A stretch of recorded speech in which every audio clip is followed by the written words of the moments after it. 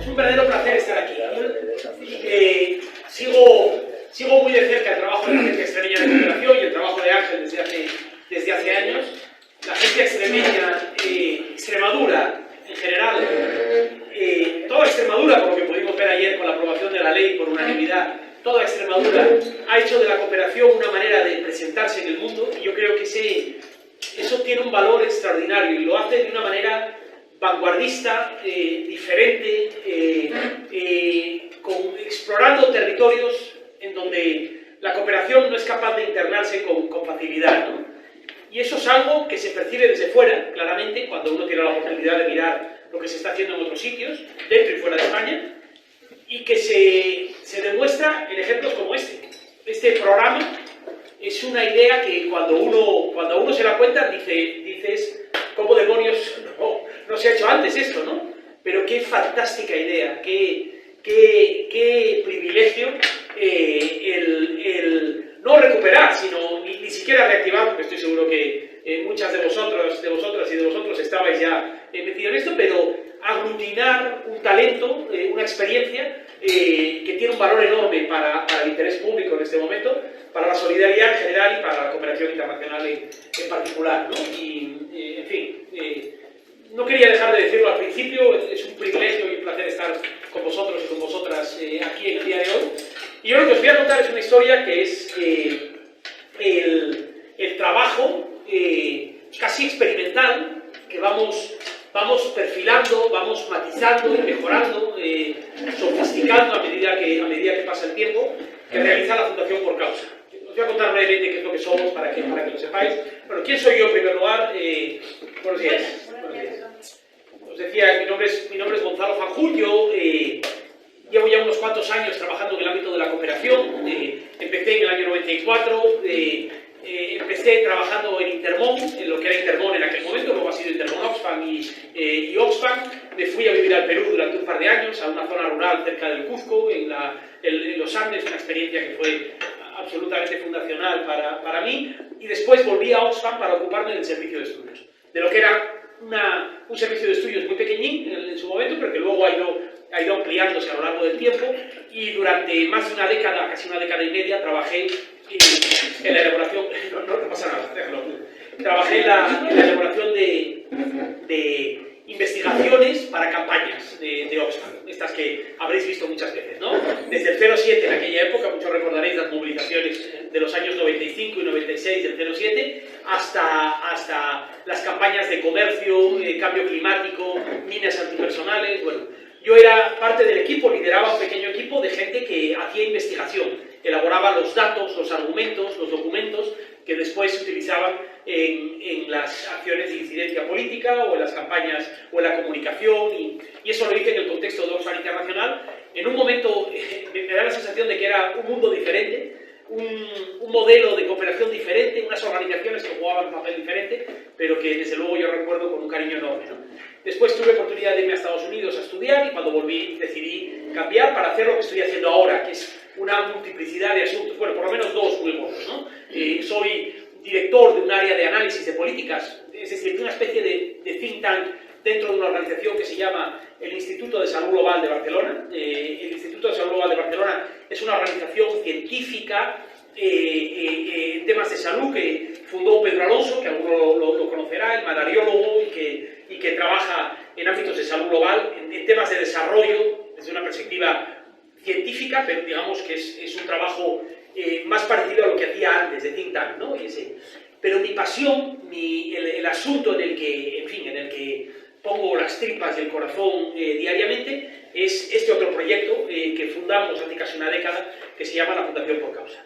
Por Causa es un experimento a todos los efectos. Es un experimento que nace de la necesidad de intervenir en un debate público cada vez más desinformado, mentiroso, ruidoso, en donde la información de calidad, la información transformadora, llegaba cada vez con más dificultad a las audiencias. Y por lo tanto la capacidad de la gente de informarse y de intervenir en los asuntos públicos era cada vez más limitada. Y este es un asunto que nosotros identificamos, como digo, hace más de una década, en una organización que creamos Gumersindo Lafuente, que en aquel momento era subdirector del País, que luego ahora está en el diario, bueno, ya está jubilado, pero era Gumersindo Lafuente, un periodista. Carlos Martínez de la Serna, que era periodista del Mundo en aquel momento y que ahora dirige desde Nueva York el Comité Internacional de Protección de Periodistas. Lucila Rodríguez Alarcón, que era comunicadora, que estuvo en el Ayuntamiento de Madrid, estuvo en diferentes sitios y que ahora es la directora de Por Causa, y yo, que venía, como os decía, del mundo de la investigación, ¿no? Por Causa es una mezcla de tres capacidades, fundamentalmente. Mi tribu, por decirlo de alguna manera, los investigadores sociales, que pueden venir del mundo académico o podemos venir de think tanks o de otros ámbitos, pero los que hacemos investigación. Una segunda tribu, que es la de los periodistas, que son también periodistas de tipos muy diferentes, desde cronistas y reporteros tradicionales hasta periodistas de datos y de nuevas formas de periodismo, y sé que hay aquí algún ejemplo de esas nuevas formas de periodismo. Y una tercera capacidad que es fundamental en este tiempo y que tiene mucho que ver con lo que os voy a contar, que son eso que podríamos llamar los narradores. En inglés diríamos, de manera pedante, los storytellers, ¿no? Los contadores de historias. No solo nos interesa, no solo nos interesa conocer muy bien la realidad, como hacemos los investigadores, no solo conocer en profundidad los asuntos en los que trabajamos, no solo nos interesa contarla con el oficio del periodismo, con la independencia, el cuidado, digamos, la fiabilidad que el buen periodismo debe ofrecer, sino que además nos interesa hacerlo en un contexto en donde las conversaciones ya son diferentes al modo en el que se desarrollaban antes, ¿no? Supongo que vosotros, como yo, compran periódicos en papel todavía los fines de semana, ¿no? Yo soy incapaz de leer el papel del periódico el domingo si no paso una página después de la otra, ¿no? Mis hijos, tengo hijos de 24, de 21 y de 18 años, no han leído un periódico en papel en su vida, ¿no? Y sin embargo son chavales muy informados, pero que se informan de otra manera. La información es más rápida, a veces más superficial, pero yo no sería arrogante en este sentido. No están en muchos aspectos menos informados que nosotros, ¿no? Se informan de otra manera, o por lo menos tienen la oportunidad de informarse de otra manera, ¿no? Pero además operan en un contexto mucho más difícil del que nosotros conocimos. Ya no tenemos una serie de intermediarios de comunicación fiables, reconocibles, en donde tú dices, dependiendo un poco de la sensibilidad de cada uno, aquí hay unos periodistas que trabajan en El País, en El Mundo, en El Guardian y en El New York Times, que son responsables de garantizar la calidad y la fiabilidad de esa información y que me están contando esto, en teoría por lo menos, desde esa perspectiva, ¿no? Y que además, vamos a dejarlo si queréis en el suelo y luego lo... Sí, yo creo que es mejor, porque como ha pasado... No solo hacen eso, sino que, no solo hacían eso, sino que además son capaces de distinguir, en teoría, un buen medio de comunicación, lo que es la información de lo que es la opinión, ¿no? Ahora resulta cada vez más difícil. Uno lee las portadas de los periódicos y no sabe uno distinguir los editoriales de las noticias, ¿no? Pero en realidad el buen periodismo, el periodismo de calidad, es el que lo distingue de una manera muy clara, ¿no? Pero ahora la realidad es que operamos en un debate, ahora es lo primero que voy a explicar con una pequeña diapositiva, operamos en un debate mucho más complejo, porque es un debate hiper poblado, en donde hay muchos más emisores de información, en donde el papel del intermediario tradicional se ha diluido. Creo que esto es cierto con los medios de comunicación, como es cierto con los partidos políticos, con las grandes ONGs. El papel que jugaba el intermediario tradicional ya no tiene, digamos, la certeza, la fiabilidad que tenía antes, y además es un debate en donde es mucho más fácil mentir, en donde la abundancia de información hace no solo más fácil introducir mentiras en el debate, sino, y esto para mí es más grave todavía, hace mucho más difícil distinguir la información que tiene calidad de la que no la tiene. Y esto es algo que os ocurrirá en todos los grupos de WhatsApp. Nosotros tenemos un curso, mira, no lo he metido aquí, luego os lo cuento, que se titula Tumba a tu cuñado, que es un pequeño curso para manejarse en conversaciones navideñas, pero todos estamos en chats familiares donde la gente circula información con la mejor voluntad muchas veces, pero información que parece cierta y que es una información sencillamente, si no mentira, por lo menos parcial, digamos, que no cuenta toda la historia, ¿no? Por lo tanto, este es el contexto en el que nos tenemos que desenvolver ahora. Y esto, en fin, esto es este es el signo de los tiempos. No es algo mejor ni peor. Sencillamente el mundo en el que vivimos es este, y por lo tanto estamos obligados, si queremos intervenir en él, a adaptarnos a las circunstancias. Y esto es lo que hace Por Causa. Por Causa crea una herramienta nueva para intervenir en un mundo que es nuevo. Y además, precisamente porque somos una organización, digamos que somos una startup social, dicho en términos empresariales, precisamente porque hacemos un ejercicio de innovación social, nos vamos adaptando a ese contexto de manera continuada, ¿no? Hacemos trabajo de periodismo de investigación clásico, estuvimos involucrados en la investigación de la valla de Melilla, de la masacre de Melilla de junio del pasado año, en donde un consorcio de periodistas del país, del Spiegel alemán, del Le Monde en Francia, de una organización que se llama Lighthouse Reports, que están en toda Europa, junto con Por Causa, identificamos, utilizando, digamos, inteligencia artificial, utilizando mecanismos muy innovadores, qué es lo que había ocurrido exactamente allí. Probamos por primera vez que uno de los inmigrantes, de los 24 inmigrantes declarados oficialmente muertos, sabéis que hay otros 70 casi desaparecidos, había muerto en suelo español, por lo tanto había una responsabilidad, por lo tanto eso tenía consecuencias en lo que ha ocurrido después, por ejemplo en el debate parlamentario donde Marlaska niega cualquier responsabilidad. Ese es el papel que debe hacer el buen periodismo, poner ante la sociedad la información y que la sociedad, digamos, que las consecuencias se deriven de allí. Eso lo hacemos en ámbitos muy diferentes.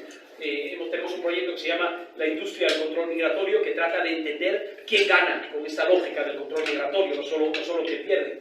Pero además, no solo tratamos de influir las conversaciones que están teniendo lugar, y la de la frontera sur es una de ellas, sino que tratamos de abrir conversaciones nuevas, conversaciones que no están teniendo lugar. Por ejemplo, el hecho de que el 90% de quienes se mueven en el planeta, de quienes viven como migrantes en el planeta, no son refugiados o solicitantes de asilo, sino que son migrantes económicos. Y que la migración económica es posiblemente una de las mejores noticias que puede tener una sociedad, tanto de origen como de destino. Que las migraciones económicas, esto lo sabe muy bien Extremadura, que es una tierra de migrantes, crean oportunidades extraordinarias, que crean empleo, crean beneficios para la gente que se mueve y para los países en los que llegan. Hemos abierto una conversación sobre la regularización de medio millón de personas que viven en nuestro país sin papeles y que no existía trabajando con otros, ¿no? Por lo tanto, nuestro papel no solo es tratar de influir las conversaciones que tienen lugar, sino crear espacios para que esas conversaciones, para que nuevas conversaciones se generen, ¿no? No somos un think tank en la medida que no somos prescriptivos. No hacemos propuesta política como yo hacía en Oxfam. En Oxfam yo escribía un papel y la última sección siempre era conclusiones y recomendaciones. El gobierno debe hacer esto, las empresas deben hacer esto. Eso eran las recomendaciones de una organización. Nosotros no hacemos eso. Nosotros elaboramos la información o concitamos la mejor información y la ponemos al servicio de la sociedad. Lógicamente no somos equidistantes en la medida en que los temas en los que trabajamos ya de por sí significan tomar partido. Y en mi opinión, el periodismo, esto es algo que podemos discutir después, no debe ser equidistante. Yo no quiero establecer una equidistancia entre los racistas y los no racistas. Yo tomo partido en la medida en que decido trabajar en determinados asuntos desde una perspectiva determinada, ¿no? Lo que no soy es ideológicamente partidista. No cuento las historias con un presupuesto ideológico para después llegar a una conclusión que ya tenía prevista desde el principio, ¿no? Y eso no siempre es fácil cuando uno hace esto, ¿no? Por cierto, yo no soy periodista, yo soy economista. Trabajo con periodistas dentro de la organización, hablaré de periodismo, pero eso es Por Causa, ¿de acuerdo? Bueno, esto que hacemos aquí es uno de los proyectos que tiene Por Causa. Lo que pasa es que es un proyecto transversal a todo el trabajo de la organización. Desde que nacimos nos dimos cuenta de que si elegíamos trabajar en determinados asuntos, y el de las migraciones es nuestro asunto principal, hemos trabajado en otros temas como el de la pobreza infantil en España y en asuntos que son debates complejos en nuestro país, pero el de las migraciones es nuestro asunto y es el tema que utilizaré hoy como ejemplo para toda la presentación. Nos dimos cuenta de que trabajando en este tema operábamos en un contexto, lo pongo así, radioactivo, particularmente complicado, particularmente mentiroso, en un contexto de odio creciente, de dificultad, en donde intervenir en este asunto significaba asumir riesgos, es decir, estar, digamos, en el ojo del huracán, en la lupa, en el punto de mira de quienes tienen mucho interés en que el debate vaya en determinada dirección, ¿no? Y como luego explicaré después, este es un asunto en donde hay unos cuantos villanos, pero es difícil identificar héroes en este debate, ¿no? Es difícil decir esta es la gente que lo hace bien, ¿no? Y yo soy muy crítico con el papel de la izquierda y de los partidos liberales y de centro en este sentido. Por supuesto, soy muy crítico con la ultraderecha también, pero voy a tratar de hacer un análisis amplio para que veáis por qué creo que nuestro debate público tiene problemas que son diferentes, ¿no? Y por lo tanto, desde el principio nos dimos cuenta de que podíamos hacer muy buenas investigaciones sobre la bahía de Melilla, podíamos elaborar los mejores datos sobre el impacto fiscal de la regularización, que es un documento que hemos escrito. Podíamos hacer todo ese trabajo, pero si no éramos capaces de llegar a las audiencias, en ese contexto ruidoso y mentiroso, no serviría para nada. Nuestro trabajo se diluiría, nuestro trabajo quedaría simplemente, en fin, en un buen intento. Y ese es el origen del trabajo de las nuevas narrativas. El dotarnos de herramientas para intervenir en ese debate, ¿no? Entonces, lo que yo voy a hacer hoy es contaros, en primer lugar, cuál es nuestro análisis del contexto en el que operamos, es decir, cuál es el diagnóstico de ese discurso del odio, vamos a ponerlo en estos términos, pero en general del contexto del debate migratorio, y después, cuáles son las herramientas que utilizamos para intervenir en él. ¿Cuáles son las herramientas? Que, por cierto, no son herramientas únicamente propias, es decir, somos verdaderas aspiradoras de buenas ideas, citando a sus propietarios, lógicamente, pero a nosotros no nos interesa reinventar la rueda. Si alguien está haciendo bien algo, nos interesa replicarlo y contarlo a todo el mundo, llevarlo a escala y decir, miren, esta es la gente que lo está haciendo bien y hay que replicarlo. Esa es una función que nosotros tenemos. De hecho, somos una organización muy pequeña con un impacto desproporcionado en el debate migratorio. Solo tenemos 5 trabajadores, es decir, solo hay 5 personas en nuestra organización que estamos recibiendo algo de remuneración. El resto es un fantástico equipo de voluntarios y de voluntarias. Por cierto, si se me olvida decirlo después, el 19 y 20 de abril estaremos aquí en Mérida, en el Congreso de Periodismo y Migraciones. Estáis todas y todos invitados, no os lo perdáis. Es una experiencia maravillosa. Aparte de traer algunas estarletes del periodismo, como Gonzo, como David Jiménez o como Rosa Calaf, vais a conocer a los periodistas y las periodistas que están trabajando en este ámbito, en este terreno.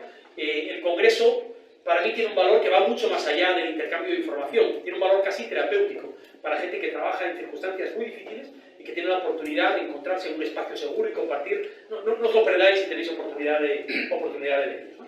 Bueno, dejadme empezar por eso que os contaba de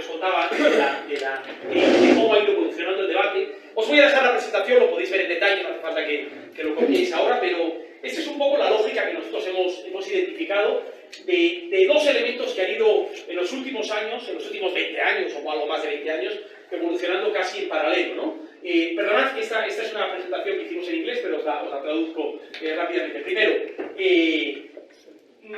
hay un debate migratorio que se ve influido por algunos elementos a lo largo de estos últimos años y que opera en realidad opera en paralelo, a la evolución de un contexto del debate público, de las comunicaciones, influido, determinado por la evolución de la tecnología en estos últimos años, ¿no? Yo os doy, simplemente para que lo tengáis, algunas pistas, ¿no? Si pensamos en cómo ha ido evolucionando el debate sobre las migraciones, en realidad, si recordáis, parece imposible pensarlo ahora, ¿no? Pero estoy citando el dato de memoria, pero algo entre el 80 y el 90% de los muros físicos que existen en el planeta en este momento se ha construido en los últimos 25 años. Si vosotros pensáis en el mundo de principios de los años 90, era un mundo completamente diferente. De hecho, Melilla tenía una valla, pero una valla de este tamaño que uno la saltaba con una cabra para irse a tomar un café a Nador en el otro lado. Era un mundo diferente, también bueno dentro de la Unión Europea, con digamos, barreras físicas que impedían a los europeos moverse con la misma facilidad que ahora, pero en donde ese miedo visceral que se ha establecido en las sociedades al otro, ese miedo visceral al migrante y al solicitante de asilo, no se producía, por lo menos, con la misma intensidad. Al menos ese ciertamente no es mi recuerdo, ¿no? Yo no llegué a la mayoría de edad en ese contexto. Yo cumplí 18 años en el año 89, no recuerdo ese momento. Bueno, me consta que era un debate mucho menos tóxico de lo que es ahora, ¿no? Teníamos unas reglas establecidas, una Convención Internacional de Derecho de Asilo y Refugio del año 51, que se establece, que se extiende en el año 67 a prácticamente el conjunto de la comunidad internacional, con reglas predecibles, fiables, que se cumplían y que empiezan a resquebrajarse con la guerra de los Balcanes y después, muy fundamentalmente, con los ataques del 11S, ¿no? El 11S cambia por completo nuestra percepción de la seguridad y nuestra percepción del otro. Y si os dais cuenta, muchas de las cosas que ahora consideramos perfectamente habituales en los aeropuertos, empiezan en aquel momento, ¿no? Se empiezan a establecer en aquel momento, ¿no? Pero a partir de ahí, después de unos años 90, que, en fin, dicho entre comillas, pero constituye una especie de pequeño balneario geopolítico internacional después de la caída del muro de Berlín en el año 89, es la época en la que se aprueban, que se conciben los objetivos de desarrollo del milenio, que se aprueban en el año 2000, en la época dulce de la cooperación internacional. De repente, a partir del año 2001, de estos ataques, si os dais cuenta, hemos vivido una sucesión continuada de convulsiones geopolíticas y naturales, y de repente el mundo relativamente tranquilo que conocimos, relativamente, porque vosotros pertenecéis, o muchos o muchas pertenecéis a una generación que ha conocido un mundo mucho más convulso incluso que el de ahora, pero todo eso se ha ido alterando por una serie de shocks, ¿no? Shocks como, por ejemplo, la crisis del año 2008, ¿no? Una crisis que en el caso de España se extiende hasta el año 2014, ¿no? Una crisis que, os recuerdo, hizo que 700.000 españolas y españoles saliesen como inmigrantes a otros países europeos y América Latina, ¿no? De repente España se recupera su memoria de etapa migrante, ¿no? Después llegan, en el año 2012, las primaveras árabes, el Occupy Wall Street, el 15M en España, si recordáis, toda la movilización que se produce en aquel momento, ¿no? Después, en el año 2014, llega la llamada crisis de refugiados, yo la denomino la crisis de acogida de la Unión Europea, ¿no? Aquí ponemos la muerte de Ailán, recordáis la foto del niño Ailán, una convulsión de nuevo y una reconsideración de la política de acogida de la Unión Europea que se blinda por primera vez, y a partir de ahí, después viene el Brexit, la elección de Donald Trump, Víctor Orbán, el avance del nacionalpopulismo también en Europa, eso hasta el día de hoy, después COVID, no está incluido aquí, pero después viene la guerra de Ucrania. Tenemos una sensación de vivir como una montaña rusa, ¿no? En donde de una manera muy inconsciente se establece en nosotros un sentimiento de inseguridad, de miedo, de incapacidad para predecir qué es lo que va a ocurrir después. Y eso inevitablemente hace que las sociedades se cierren hasta cierto punto, ¿no? Al mismo tiempo, lo que hemos vivido es una revolución digital. Siempre uno tiene una tendencia a la hipertrofia cuando habla de las cuestiones digitales, pero la realidad es que hemos vivido en estos 20-25 años un cambio que no tiene precedentes, ¿no? Internet llega a nuestras sociedades a finales de los años 90, recordadlo. Mi primer teléfono móvil debió ser pues de principios de los años 2000, es decir, pero en fin, ¿no? Venimos todos, ustedes y yo, de una generación que ciertamente no se educó con Internet, que no tiene ahora la posibilidad que tienen mis hijos, o bueno, no te digo ya con la inteligencia artificial que llegan ahora. Los blogs como herramienta de comunicación y de conversación pública empiezan en un momento tan reciente como el año 2002. Pues parece increíble ahora, los blogs están casi, en fin, están casi de modé, ¿no? En este momento, pero hace solo 20 años no existían y se convierten en algo absolutamente fundamental, ¿no? Las redes sociales empiezan en el año 2006. Creo recordar que esta es más o menos la creación de Facebook en aquel momento, pero hay redes sociales que después desaparecieron, como Twenty en España, y otras que empiezan en aquel momento. Hacia el año 2010-2011, los teléfonos móviles se convierten en algo popular en el mundo entero. Cambian por completo la manera de comunicarnos, no solo en el norte global, sino en el sur global, y de una manera absolutamente pasmosa, ¿no? En el año 2013 se produce la filtración sobre Cambridge Analytica, que después fue absolutamente clave en el Brexit en el año 2016, lo recordáis, ¿no? Perdón, no se produce la filtración se produce en 2016, pero Cambridge Analytica empieza a intervenir en 2013. Si recordáis, Cambridge Analytica es esta empresa que desarrolla una capacidad de segmentación de audiencias utilizando datos que permite dirigirse de manera muy precisa a la población con determinados mensajes y que, puestos al servicio de determinadas ideas, bueno, en general puestos al servicio de cualquier cosa, pueden resultar muy eficaces. El problema es que se ponen al servicio, por ejemplo, de la campaña del Brexit, ¿no? Si habéis tenido oportunidad de leer algo sobre esto, lo habréis visto, ¿no? Y en el año 2015-2016 explota este problema de la desinformación. Insisto, la desinformación no solo como mentira, sino como exceso de información y, por tanto, incapacidad para discriminar lo que tiene calidad de lo que no lo tiene, ¿no?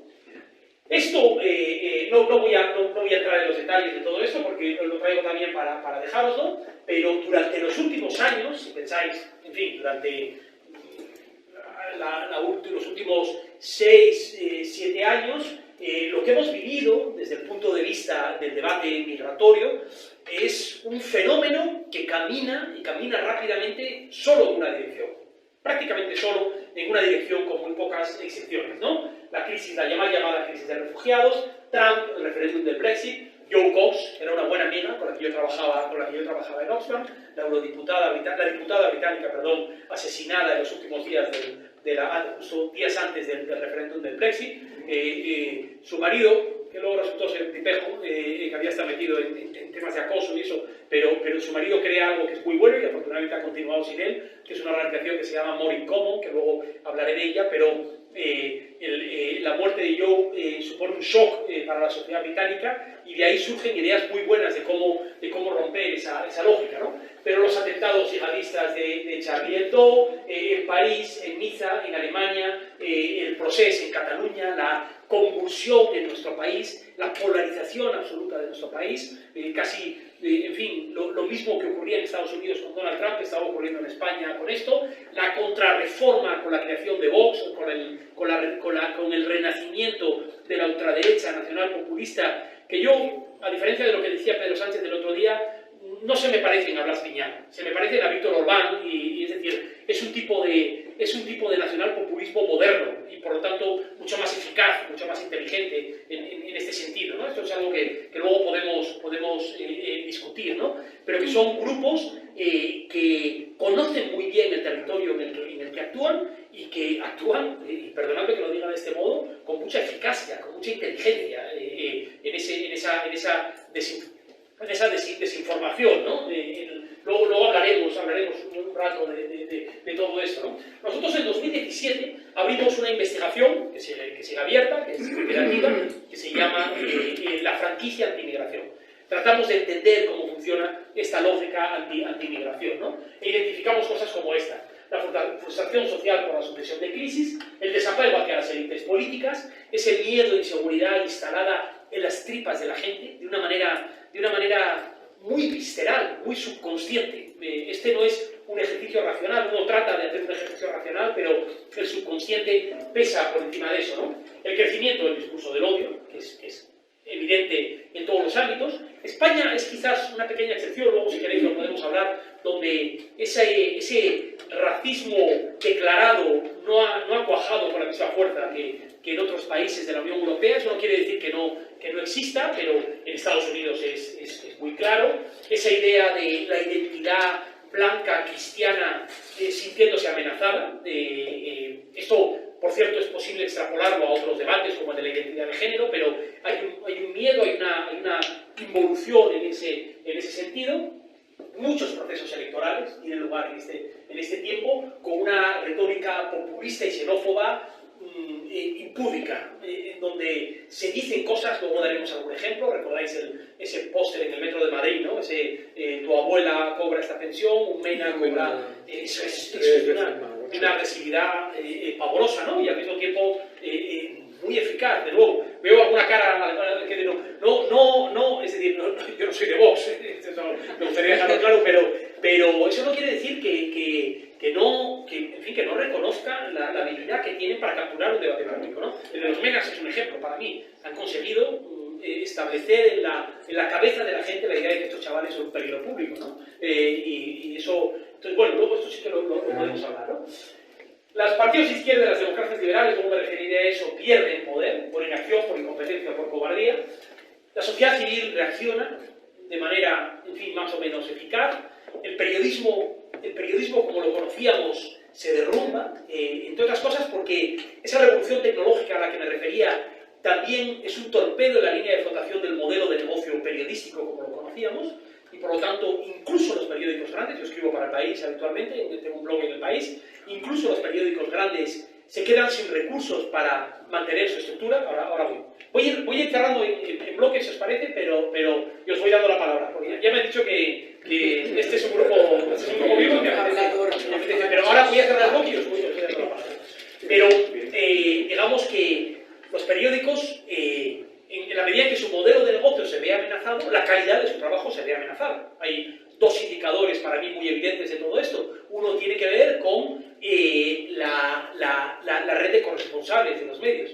Si os dais cuenta, antes un periódico como El País era capaz de tener en buena parte de América Latina corresponsalías, norte de África, incluso abren alguna en África. Ahora tienes a un tipo, Pepe Naranjo, desde Dakar, cubriendo África entera. Es como si yo hablo desde aquí del conflicto de Ucrania, desde Mérida, del conflicto de Ucrania, en fin, con la misma. Eso que Pepe es un profesional como la copa de un pino, que hace un trabajo, y al mismo tiempo pierden, digamos, capacidad de especialización en los asuntos, ¿no? Los periodistas se convierten en generalistas, ¿no? Y por lo tanto, y eso evoluciona hacia un modelo de negocio en el que gente como yo, digamos, tiene un papel mayor, porque yo, por ejemplo, en la sección de Planeta Futuro, intervengo como analista, con un papel que está a medio camino entre el periodismo y el análisis, pero bueno, abre cancha, pero yo no soy un periodista, yo no tengo su oficio, no tengo esa capacidad, ¿no? Ahora volvemos sobre esto, ¿no? Y los partidos xenófobos avanzan como una franquicia. Ahora os voy a contar por qué hablamos de franquicia. Sí. No, era en relación a lo que has puesto ahí entre preguntas a lo del periodismo. Sí. Bienvenido el torpedo de las redes sociales, porque ya había acumulación de poder en los grupos editoriales y periodistas. Si no hubiera sido por las redes sociales, afortunadamente, estaríamos abocados a una desinformación total, ¿no? Error. Bueno, yo creo que ahí yo creo que hemos pegado un pendulazo en la... Pero bueno, voy a otra opinión sobre esto y luego vamos a continuar, porque vamos a tener la oportunidad de preguntar. Solo ha dicho el periodismo es un negocio. Le he entendido yo eso. Es un negocio, claro, sí. El periodismo es muchas cosas, no debe ser, pero si no es un negocio, es difícil que haya periodismo, porque no hay, es decir, porque no es que no hay el periodismo no tiene la capacidad de sostenerse si no tiene unos suscriptores, si no tiene unos anunciantes que sostengan. Y el modelo, y lo que tiene que haber, y en este sentido contesto, bueno, por lo menos esa es mi opinión, lo que tiene que haber son cortafuegos absolutamente infranqueables entre el negocio y la información. Es decir, que los editores, los dueños de los periódicos, no deberían tener capacidad de influir en el buen periodismo, el periodismo tradicional. ¿Habéis seguido no sé si alguien lo ha visto, la polémica con la BBC en estas últimas semanas? El periodista deportivo de la BBC que dice, bueno, eso, la BBC, que es como una especie de tótem de la independencia periodística, ellos se vanaglorian, yo creo que el resto bueno, de repente la BBC se ve sometida a esa misma intromisión, en este caso del poder político, ¿no? De un gobierno Tory que está a la ofensiva en temas de derechos de asilo y refugio, es decir, destruyendo los derechos de asilo y refugio, y que ve cómo un periodista les pone en el disparadero. Y el gobierno influye al presidente de la BBC, que debería ser un verdadero cortafuegos entre esos poderes políticos y económicos, incluso de los propietarios. Aquí es interesantísimo leer las biografías, por ejemplo, de Ben Bradley, el que fue director del Washington Post durante el Watergate, ¿no? Su relación con los editores me parece que era la familia Graham en aquel momento, los editores del Washington Post, y cómo los buenos editores, los que son conscientes del papel que debe jugar el periodismo, actúan en ese sentido como garantes de la independencia de los periodistas. Dicho esto, yo creo que tú tienes razón. En España eso se estaba perdiendo y estábamos en manos de unos grupos, pero hay que aspirar, digamos que no tenemos buenos modelos en este momento, ¿no? ¿Alguien ha levantado la mano? Venga, una última intervención aquí. Muy breve. Yo viví personalmente lo que nosotros en el mundo del periodismo en Madrid llamábamos la movida 2.0, llamaba la web 2.0. Entonces vivíamos un momento de auge y pensábamos que las redes sociales nos habían traído un mundo maravilloso de libertades y de la verdad ciudadana. Vivimos Túnez, vivimos Egipto, lo vivimos en directo en las redes sociales. Y estábamos entusiasmados. Yo por lo menos que tengo un blog desde hace 10 años que se llama sorayapaniagua.com, que empecé a escribir de Twitter porque pensé que Twitter era la leche, había cambiado el periodismo por completo. Entonces vivíamos una época maravillosa en Madrid, que nosotros lo llamamos la movida web 2.0. ¿En qué medio estabas tú, perdón? Yo estaba en Telefónica. Ah, en Telefónica. Yo estaba trabajando de gerente en toda la parte... Yo venía de Terra. Habíamos montado Terra y en esa época estaba en Telefónica. Y estábamos antes de que naciera Podemos, ¿vale? Estaban surgiendo ya los movimientos en la calle. Pero ¿qué es lo que pasó después? Que vino Cambridge Analytica. Utilizaron el poder y las marcas, sobre todo el marketing. El marketing, cuando viene el marketing, lo ensucia todo.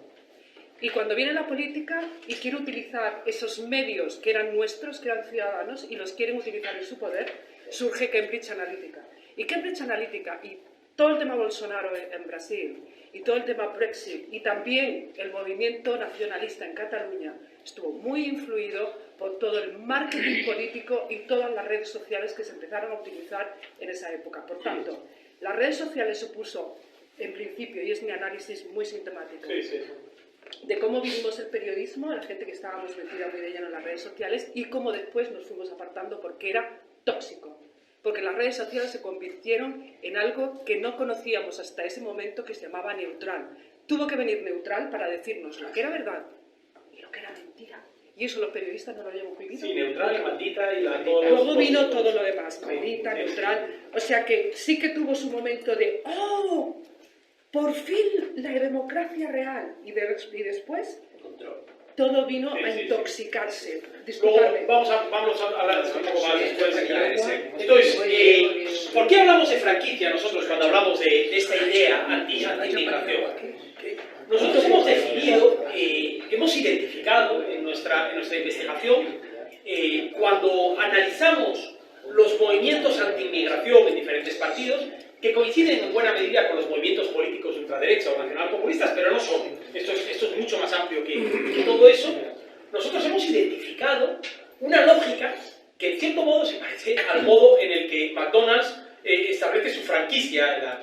McDonald's, si os dais cuenta, es capaz de vender hamburguesas en el mundo entero, manteniendo una serie de componentes, digamos, una lógica básica del producto homogénea en todos los lugares en los que se establece, pero adaptándose al contexto en el que se establece, ¿no? Lógicamente, en un país musulmán, McDonald's no puede vender hamburguesas de cerdo y las vende de pollo o de otra, o se adapta al modo en el que consumen los productores de ese país. Bueno, nosotros a esto lo hemos denominado el macpopulismo, y esto es algo que empezamos a identificar durante la primavera europea populista, que es como la definió Salvini, justo antes de las elecciones del Parlamento Europeo de 2019, y en donde identificamos grupos políticos representativos, franquiciados, por ponerlo de esta manera, en todos los países de la Unión Europea, menos en Luxemburgo o Irlanda.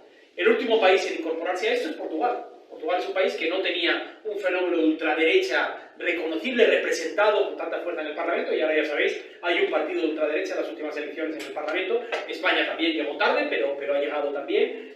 Ultraderecha, entenderme, nacional populista desde esta perspectiva, ¿de acuerdo? Porque hay partidos muy diferentes. Algunos de ellos tienen mucho éxito, están en el gobierno, como el partido de Víctor Orbán, o como el partido Justicia y Libertad en Polonia, están casi en el gobierno, son la mejor representación de la oposición, como el caso de Francia con Marine Le Pen, son el tercer partido del Parlamento, en un caso como España, y en otros países son partidos mucho menos representativos, más pequeños, o peor, son muchos. En Hungría hay dos partidos que están a la derecha de Víctor Orbán, ¿no? Es decir, que a veces nos parece pero hay dos partidos que están... Bueno, y además de eso, hay todo un ecosistema de plataformas digitales, think tanks, estos partidos a los que me refería, de grupos religiosos, grupos ideológicos, de ideólogos personales como Steve Bannon, de gobiernos que les apoyan y les inspiran y que intervienen de manera razonablemente coordinada en redes sociales, en ese debate que estábamos describiendo antes, ¿no? Steve Bannon crea este grupo que se llama The Movement, que es una especie de asesor único de todos estos movimientos, con herramientas que van utilizando los diferentes movimientos de manera homogénea y que van adaptando, como os decía antes, al contexto de cada país, ¿no?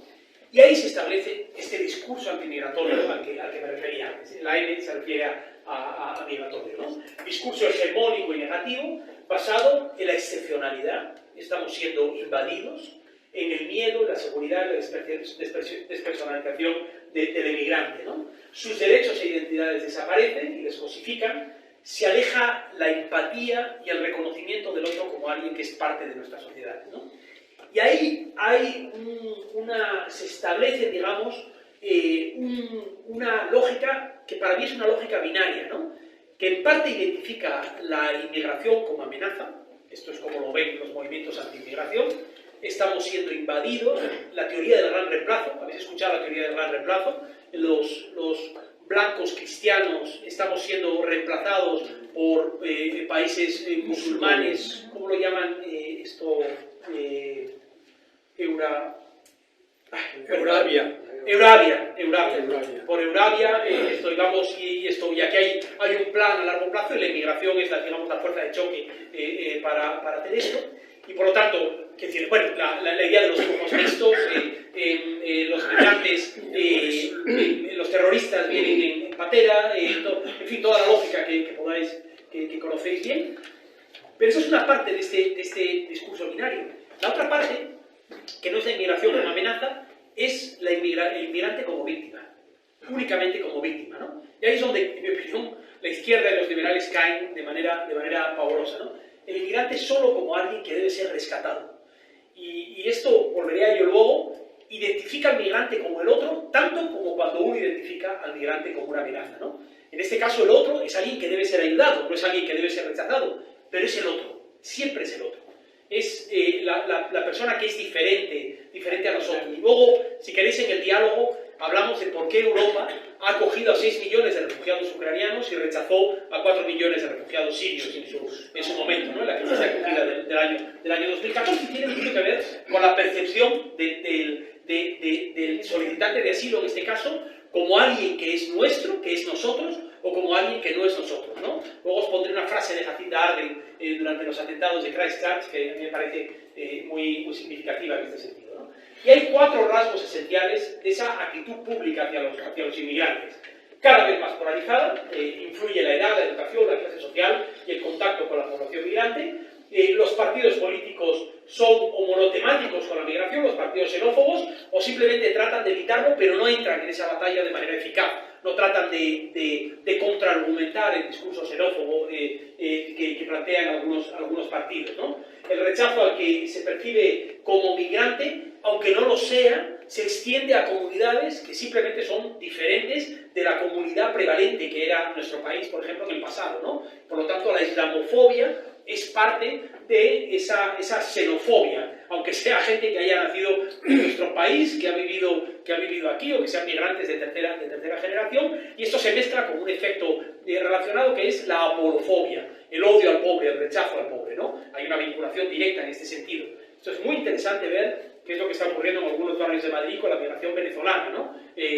Los barrios ricos de Madrid están siendo tomados por el capital venezolano, que compran pisos, que establecen negocios, y francamente, es decir, aquí nadie tiene nada que decir porque huyen de un Estado absolutamente fallido en ese sentido, ¿no? Pero el modo en el que la sociedad percibe a esos venezolanos no tiene nada que ver con el modo en que la sociedad percibe al migrante pobre, ¿no? De ahí viene el término de la aporofobia, ¿no? Y el migrante se considera menos merecedor de la asistencia social. La competencia entre pobres, que es probablemente una de las perspectivas más repulsivas de este debate y que en países como Francia ha supuesto una verdadera explosión social, porque las migraciones, sobre todo las migraciones de menos recursos, se concentran en barrios donde vivía la gente con menos recursos y se produce una competencia, ¿no? Ahora estábamos hablando de gente sin techo en Badajoz o en otros, bueno, cuando hay gente sin techo de origen nacional o de origen europeo y gente que viene de fuera, inmediatamente de manera inconsciente surge de manera visceral nosotros primero. Sí. Y es inevitable, y en la asistencia social casi más que en cualquier otro asunto, ¿no? Ese dilema, el eje tradicional, el dilema tradicional entre izquierda y derecha, es superado por un dilema entre abierto e inclusivo, multicultural, multilateralista, cosmopolita, si lo queréis poner, globalizador, por ponerlo en términos un poco, los ODS. Si os dais cuenta, habéis visto que Vox ahora ha creado una figura alternativa a los ODS, que es la bandera de España, ¿no? Y ellos consideran los ODS, que los ODS simbolizan todo lo que está mal con nuestra sociedad, porque es un fenómeno globalizante, ¿no? Y homogeneizante en este sentido, y acusan a gente como yo, y probablemente con razón. Yo me considero un poco pijoprole, la verdad. No es que viva yo no vivo, en fin, de una vida sencilla, pero acomodada en este. Entonces lo que vienen a decir es: usted nunca va a tener que competir con la gente que viene de fuera por un empleo aunque en realidad sí compito porque trabajo con mucha gente que viene de fuera en este sentido, ¿no? Pero el dilema se plantea entre quienes piensan como yo, supongo que como muchos de ustedes, y quienes tienen una visión más conservadora, proteccionista, nacionalista. Y ojo que esto ya no es una cuestión solo de izquierdas o de derechas. Uno de los sectores sociales que más se oponen a la reforma del modelo migratorio son los sindicatos en nuestro país. Hasta el punto, y esta es una batalla que yo he tenido en los medios con ellos, ya os pasaré algún algún artículo que he escrito en este sentido, luego lo podemos discutir, que sé que hay gente que viene de los sindicatos aquí, que los sindicatos, este es el día en el que todavía no han apoyado la regularización de migrantes, de 500 000 de personas que están en nuestro país. Y los sindicatos, en ese sentido, tienen una posición tradicional más proteccionista. Luego hablaremos de este tema, que en Francia queda muy bien reflejada con partidos como el de Mélenchon, ¿no? Con los partidos que están más a la izquierda del Partido Socialista, ¿no? La franquicia enseña a los populistas europeos en racha a espolear esos mantras migratorios. La migración no es el único asunto, pero se convierte en una puerta de entrada eficacísima para introducir otras agendas, ¿no? Espoleando el miedo de la sociedad al migrante, consigues establecerte en las instituciones, y cuando estás dentro de las instituciones empiezas a hablar de la dictadura de la identidad de género. Empiezas a hablar de la dictadura del clima, de los alarmistas climáticos, ¿no? Incluso el pobre Sabater, bueno, pobre no sé si tan pobre, pero a mí ya me revuelve cada vez que leo a Sabater, pero gente que había mantenido posiciones muy progresistas en el pasado, empiezan a comprar no son, por supuesto, anticlimáticos, no son unos ignorantes que ignoren la ciencia, sino que se sitúan en una posición donde diciendo, bueno, no es para tanto. Y el no es para tanto, el relativismo climático a veces es más peligroso que el negacionismo, ¿no? En este sentido, ¿no? Pero, digamos, la migración se convierte en una puerta de entrada a otros muchos asuntos, ¿no? Y hay una deshumanización de los colectivos. Todo nos parece, es decir, hemos llegado a convencernos, a autoconvencernos de que la migración es una amenaza de tal calibre que estamos dispuestos a que nuestros estados hagan todo lo que sea necesario para evitar que los migrantes lleguen. Y permitimos que democracias de alto standing, como la nuestra, como la de los países nórdicos, crucen líneas rojas de manera permanente, ¿no? Lo que ocurrió en Melilla en junio del pasado año puede ser éticamente cuestionado de maneras muy diferentes. Uno puede estar más o menos de acuerdo con tener más o menos migrantes en nuestro país, pero hay veces en que los estados cometen ilegalidades. Y parte de las devoluciones en caliente que se producen en fronteras son ilegalidades. Y identificar a niños como adultos es una ilegalidad, porque viola la obligación de un Estado de proteger a los menores. Y es decir, esas son líneas rojas que los Estados no deberían cruzar de ninguna manera, ¿no? Y este es el debate fundamental que se está produciendo en lugares como el Reino Unido, cuando están introduciendo, por ejemplo, modelos de protección y asilo en países terceros. Es decir, enganchar a un solicitante de asilo y llevárselo a Ruanda. Es una dictadura, que es una autocracia en manos de Paul Kagame. Es decir, que tenemos un problema grave cuando las bases de los estados de derecho se diluyen y vamos más allá de simplemente un debate político de si queremos más inmigración o menos, ¿no? Esto tiene que ver con, bueno, no solo con la inmigración, que es un término que se ha acuñado, es un término muy feo, pero en donde hay una convergencia entre las leyes de inmigración y leyes penales y esa lógica antimigratoria que veíamos antes. En ocasiones los estados incumplen la ley, en ocasiones los estados cambian la ley para no incumplirla, pero para hacer las barrabasadas que estaban haciendo antes. Eso es lo que estamos viendo en algunos países europeos, como la reforma que hemos visto en el Reino Unido, ¿no? y cambia el contrato social, el contrato social entre las diferentes partes. Simplemente somos una sociedad diferente, en mi opinión peor, pero habrá quien no lo piense, somos una sociedad diferente de la que éramos, ¿no? Ese contrato social establecido después de la Segunda Guerra Mundial, en donde se construye buena parte de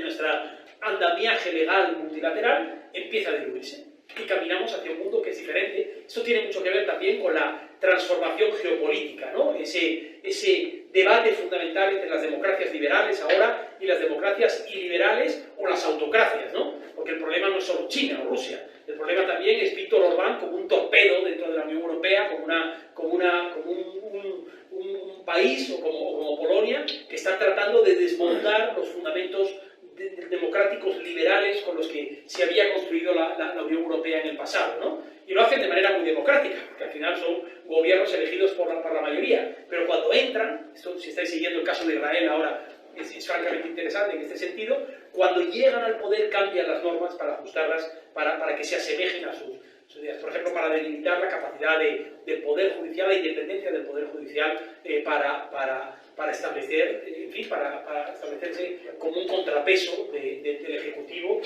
o para delimitar la capacidad del Parlamento para exigir cuentas en ese sentido.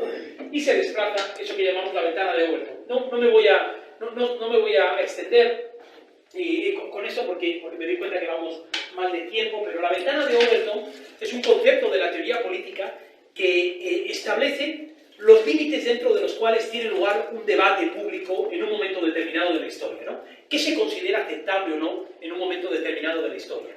Y esa ventana de Overton no solo se va desplazando a lo largo de la historia. Lo que era inaceptable en el año 20 del siglo pasado, ahora es decir, el voto de la mujer, por daros un ejemplo, es decir, la participación de la mujer en las democracias, lo que era inconcebible en su momento, ahora es absolutamente aceptable. Y ese debate de las identidades va caminando, la ventana de Overton va forzando sus límites, sus costuras, por ejemplo, con el debate sobre las identidades de género que existen en este momento, ¿no? Y esto hay muchas cosas discutibles, pero es indudable que estamos tensando esas costuras, ¿no? En el caso de la migración, esa ventana de Overton que teníamos, en donde había una diferencia clara entre vamos a poner en nuestros términos, ideas más progresistas, ideas más conservadoras de la sociedad, y en donde había opciones sobre la mesa suficientemente amplias, esa ventana se ha ido estrechando y se ha ido yendo hacia la derecha de una manera muy preocupante, en mi opinión. Y ahora es difícil identificar la diferencia entre partidos de izquierda y de derecha en el gobierno cuando ponen en marcha políticas migratorias. Yo soy extremadamente crítico con lo que el Partido Socialista y con la connivencia de Podemos está haciendo ahora en materia migratoria. No creo que estén haciendo nada diferente de lo que están haciendo partidos mucho más de derechas o de partidos de derechas en la Unión Europea. Pero es que la socialdemocracia nórdica, que era el estándar oro, digamos, en este sentido, los suecos, los daneses, están introduciendo legislaciones mucho más duras que la de algunos partidos de derechas en otros países europeos, ¿no? Hay un contrato social diferente, un consenso político diferente del que resulta muy difícil salirse, ¿no? Y que se basa en estos tres aspectos, bueno, en el económico, el de la identidad cultural y en el de la securitización. Bueno, luego hablaremos de esto, ¿no? Voy a pasar un poquitín de largo para deciros algo sobre la izquierda y los liberales, porque hemos hablado bastante de la derecha. ¿Por qué creo que tenemos un problema ahora con la izquierda y los liberales? Primero, si os dais cuenta, y aquí hablo de un espectro ideológico que va desde Podemos, pensando en España, ¿no? Desde Podemos al sector cristiano-demócrata del Partido Popular, hasta ese rango es decir, sectores centristas.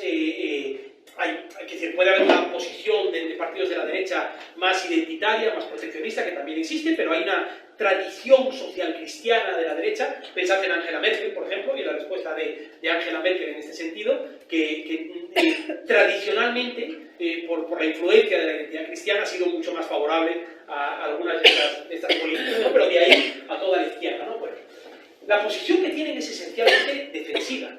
Es una posición que es relativamente firme, sobre todo en los partidos más izquierdas, en garantizar derechos adquiridos.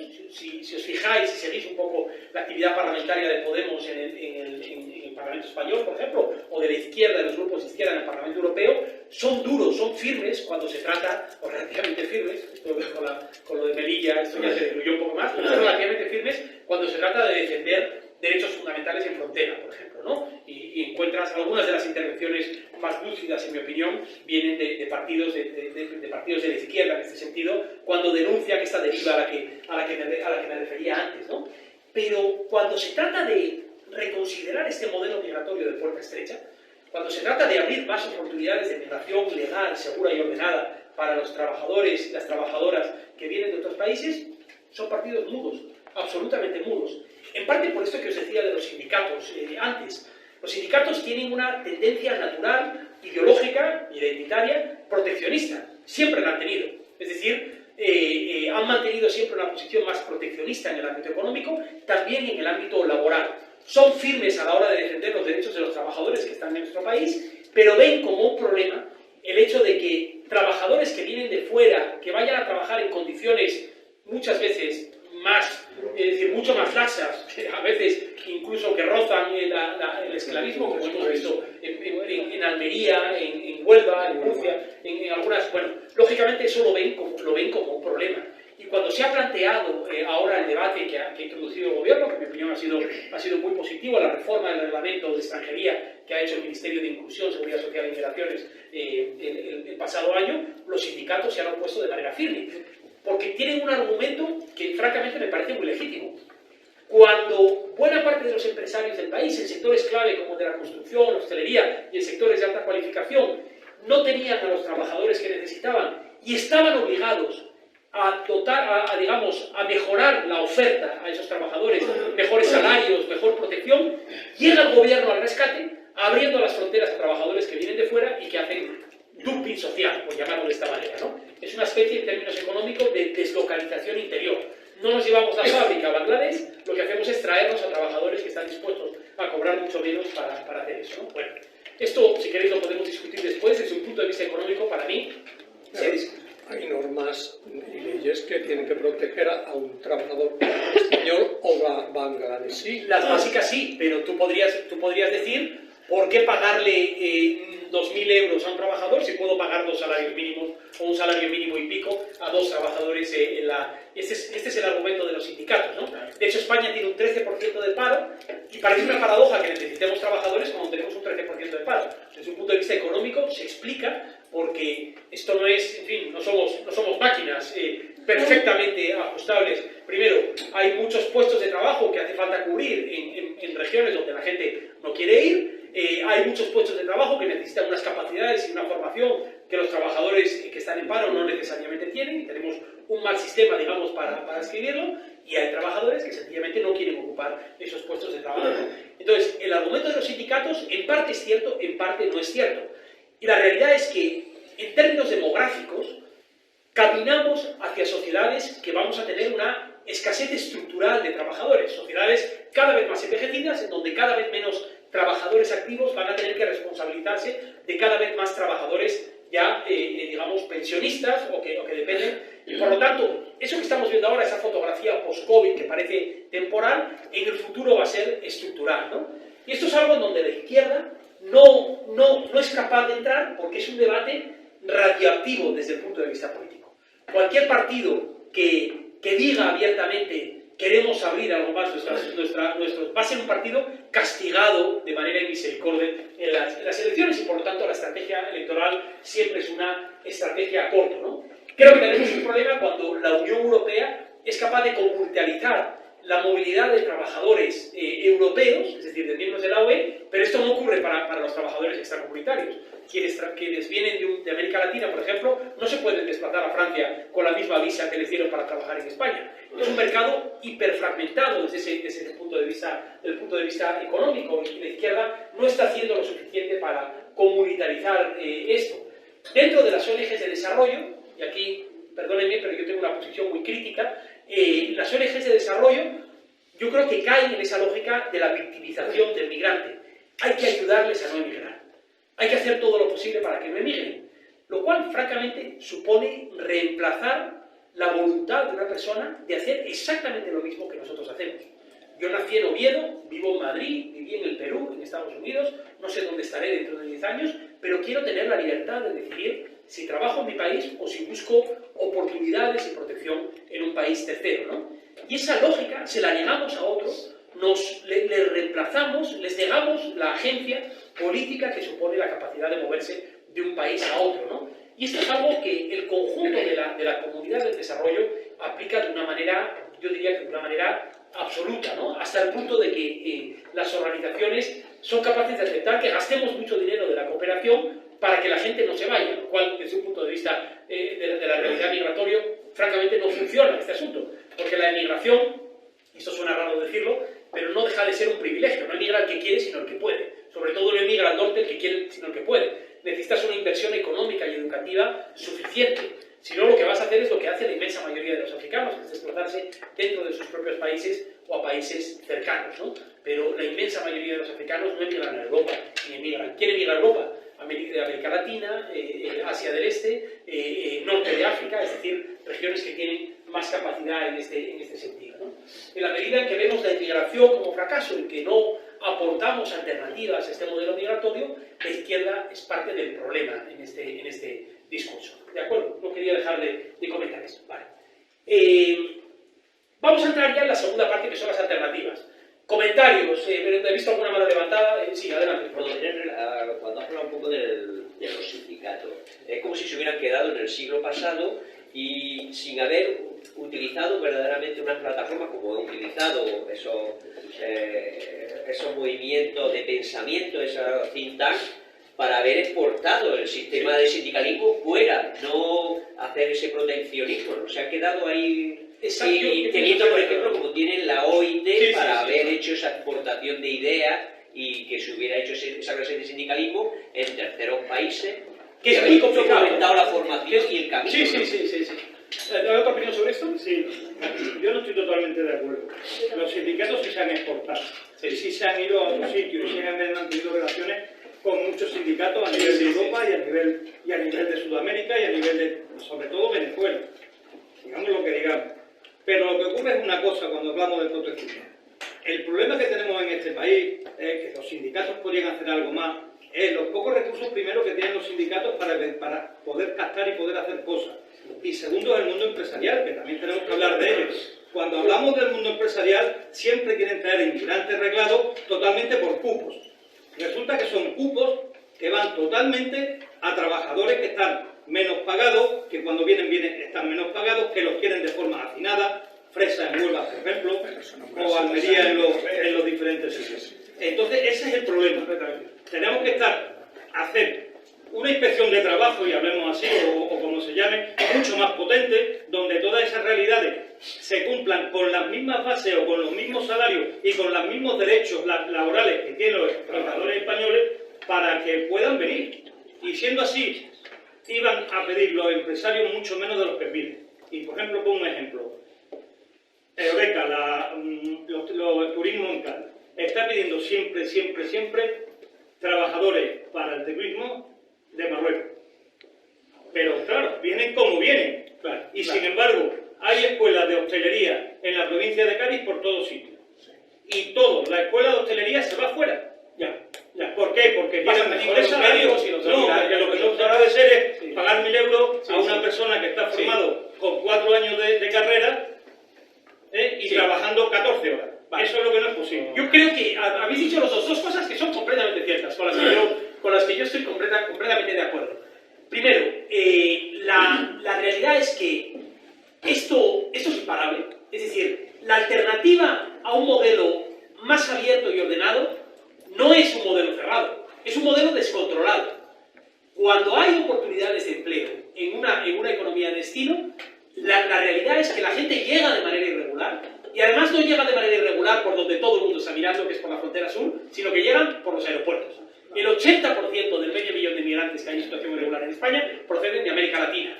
Llegaron de manera legal a nuestro país, vinieron con un visado de turista o como solicitantes de asilo, muchos venezolanos, por ejemplo, y después han caído en lo que se llama la irregularidad sobrevenida, es decir, han llegado después, ¿no? Si existen esas oportunidades de trabajo en la economía sumergida, los inmigrantes en situación irregular las van a aprovechar, ¿no? Y en este sentido, yo creo que tiene razón en que necesitamos modernizar la manera de proteger los derechos laborales. es imposible trabajar en esclusas, como hemos trabajado ahora, en compartimentos estancos, ¿no? Y esto es algo que yo le reprocho, por ejemplo, al partido de Jeremy Corbyn durante el Brexit, planteaba esta idea, ¿no? Hay que cerrar y entonces defender. Dicho eso, ¿por qué creo que es tan importante lo que ha dicho usted después? Porque hay una frase de un economista que a mí me gusta mucho, el tema de migraciones, dice, en migraciones necesitamos menos inspectores de frontera y más inspectores de trabajo. Y en realidad, de lo que se trata, cuando tú haces un sistema ordenado, es precisamente de elevar el suelo para todo el mundo. Por lo que usted decía antes perdona, pues tuteo, porque esto, por lo que tú decías antes, lo que tenemos es que establecer un suelo digno para todo el mundo. Un salario mínimo más alto, unas condiciones laborales más justas, una inspección de trabajo eficaz, por ejemplo, en Almería y en muchas zonas en donde no entran, en muchas zonas de invernadero donde caen como pajaritos. Ahora ya desde estos meses, yo vengo de Almería de visitar eso la pasada semana, ya ahora el calor dentro de los invernaderos es insoportable y por lo tanto las dos cosas son ciertas. Entonces, lo que yo le reprocho a los sindicatos es que muchas veces, y no todos, y no de la misma manera, pero muchas veces es como la estrategia de la tortuga, ¿no? Me meto en mi caparazón, me niego a todo y peleo para que... Y lo difícil va a ser el construir los derechos laborales del siglo XXI en este mundo complejo que se mueve, que estamos haciendo ahora, ¿no? Necesitamos mucho más multilateralismo en este sentido, ¿no? Y no caer en la trampa de que unos trabajadores pobres compitan contra otros trabajadores pobres, ¿no? Que los trabajadores vulnerables propios compitan y fomentar esta guerra entre pobres que se está fomentando desde algunos grupos. Nosotros trabajamos con una lógica, una metodología casi en 4 pasos que os voy a contar de manera sucinta, ¿no? La primera tiene que ver con el conocimiento de la realidad en la que operamos, empezando por el conocimiento de las audiencias a las que nos dirigimos, ¿no? En segundo lugar, aplicamos una serie de reglas y de herramientas que os voy a explicar a la hora de elaborar la información y los mensajes que nosotros trasladamos, ¿no? En tercer lugar, a partir de ahí, establecemos lo que llamamos escenarios arquetípicos, es decir, utilizamos algunos escenarios en los que desarrollamos estas herramientas, en los que las aplicamos, ahora lo vais a entender con los ejemplos, y a partir de ahí se elaboran los productos, ¿no? Dejadme contaros esto en un poquitín más de detalle, ¿no? Nuestro punto de partida es un debate que está, en mi opinión, muy distorsionado, el debate de las migraciones, ¿no? Las cosas, tendemos a ver la inmigración, como os decía antes, como amenaza o como problema. La inmensa mayoría de las imágenes que recibimos de la inmigración, lo primero en lo que pensamos cuando hablamos de la inmigración es la inmigración como un problema. O como un problema que me imponen, o como un problema que tengo que resolver, ¿no? Cuando tú te metes en Google y pones migración, aparecen imágenes como esta. La frontera sur, los migrantes desde el Triángulo Norte de Honduras, Guatemala y El Salvador yendo hacia los Estados Unidos en la caravana de la muerte en Estados Unidos, los desplazados en Yemen, los refugiados sirios, ¿no? Las cosas no son como son, no reflejan la realidad, sino que responden al modo en el que nos están contando esa realidad. Estamos atrapados en un marco narrativo determinado, ¿no? Llevamos años escuchando noticias donde las migraciones se tratan en términos de invasión y de violencia, ¿no? Fijaos en los términos, ¿no? Avalancha en la valla de Melilla, salto violento en la valla de Melilla, ¿no? Y hay mucha violencia cuando hay un salto, pero es la violencia que sufren los propios migrantes al saltar, ¿no? Por supuesto que también hay migrantes que pegan un palo, que lanzan una piedra, yo no pretendo negar que esas cosas existen, ¿no? Pero la mayor parte de la violencia es la violencia que sufren los propios migrantes, ¿no? De manera subconsciente, como os decía, vinculamos migración al problema, ¿no? Nosotros hicimos un ejercicio, un experimento, que es un test de asociación inconsciente, se llama, ¿no? Es una herramienta de la Universidad de Harvard, en donde, en base a una serie de preguntas rápidas, un test sencillo, hace una primera valoración de tu identificación subconsciente de un determinado tema, ¿no? Yo hice ese test, hablando de migraciones, y el test aparece que yo pienso que la migración es un problema. Y yo racionalmente, os estoy contando una cosa muy diferente, ¿no? Pero mis tripas tiendo a identificar de manera inconsciente la migración con problema, ¿no? Y esto es algo que nos encontramos habitualmente, ¿no? Los datos, en parte, nos ayudan a desmontar ese discurso. Solo el 9,2% de los inmigrantes irregulares proceden de África. Solo el 9,2%, ¿no? Y sin embargo, cuando tú preguntas a la gente, inmigración irregular, inmediatamente África. un africano, ¿no? Un marroquí o un subsahariano que salta la valla. El 90% de las personas que se desplazan en el mundo no son desplazados forzosos, no son solicitantes de asilo o refugiados, sino que son migrantes económicos, ¿no? Hay una parte que son flujos mixtos, pero la inmensa mayoría son migrantes económicos, ¿no? Casi 4 de cada 5 migrantes irregulares en España, lo que os decía antes, proceden de América Latina, ¿no? De países como Colombia, como Honduras, como Venezuela, como Perú. Es decir, que eso rompe un poco la imagen que tenemos de la inmigración irregular en nuestro país, ¿no? Cuando nosotros analizamos las audiencias, en una manera tradicional de análisis de las audiencias, tendemos a fijarnos en 2 grupos fundamentalmente. Lo que llamamos los lovers, es decir, la gente que nos quiere mucho. Vamos, por decirlo en términos muy simples, a nuestra parroquia, a la gente que piensa como nosotros, y elaboramos los mensajes para dirigirnos a ellos, y son mensajes, digamos, orientados, que tratan de alimentar un punto de vista ya preestablecido, o bien respondemos a los haters, a quienes nos odian, ¿no? Es decir, tratamos de contraargumentar, de reaccionar a la posición abiertamente xenófoba contraria a la migración, ¿no? Y nos perdemos lo fundamental. Y lo fundamental es que el 60% de las audiencias, esto varía por países y por circunstancias, pero más de la mitad de las audiencias son eso que llamamos indecisos o ambivalentes.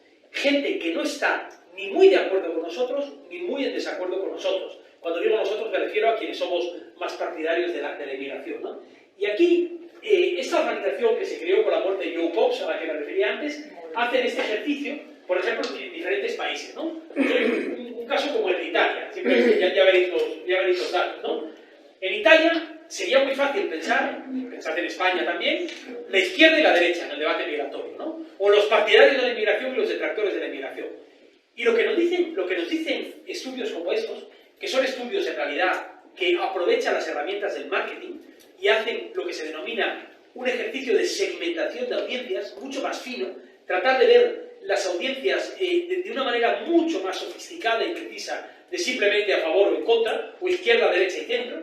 Lo que nos dicen es que en Italia hay gente que tiene un 12% de la población tiene preocupaciones relacionadas con la seguridad. Piensa que la inmigración puede incrementar la inseguridad en su país. Hay una parte que son lo que se llaman defensores culturales, es decir, gente que dice la inmigración diluye nuestra cultura, la inmigración, y por lo tanto estamos siendo amenazados, ¿no? Y esa gente puede ser de derechas o de izquierdas, no hace falta que sean de un partido concreto. Hay una parte, pero muy pequeñita, fijaos, el 7%, que son nacionalistas hostiles, xenófobos abiertos, ¿no? Que dicen fuera, es decir, los votantes de la antigua Liga Norte, no de la Liga de ahora, que es diferente, ¿no? Pero luego tienes a una parte, un 17%, que es gente de lo que se llama gente que se ha quedado atrás. Trabajadores en situaciones muy difíciles, mujeres desempleadas, gente que las está pasando canutas y que ven en los inmigrantes, no odian a los inmigrantes, pero ven a los inmigrantes una amenaza para sus ayudas sociales, la posibilidad de encontrar un empleo.